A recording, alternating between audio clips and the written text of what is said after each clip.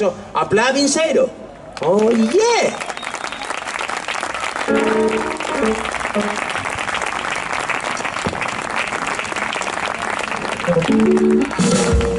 Yeah. Vamos a hacer una canción de Alberto Anaut. Bueno, la canción es de Juan, pero la canta Alberto.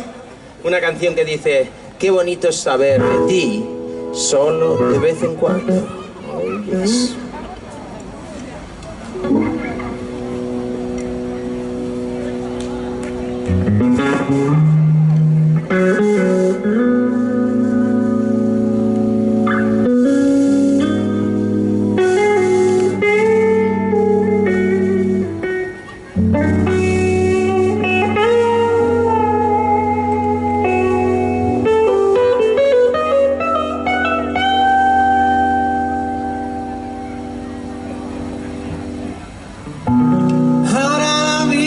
Se ve normal, hace unos años no pensaba igual.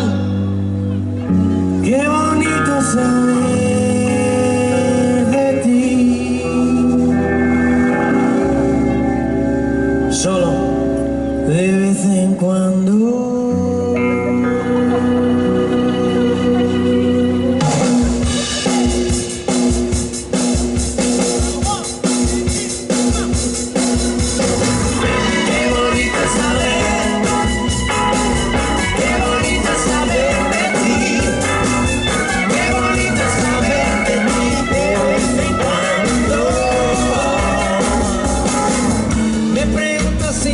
De ti, que es de mi vida y cómo me va. Todo muy bien, o te lo cuento, un cara a cara y acelera.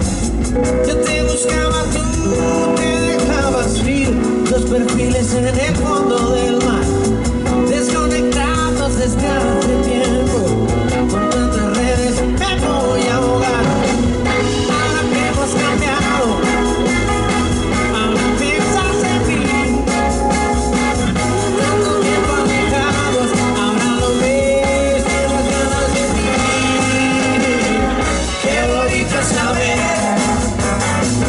qué bonito saber de ti, qué bonito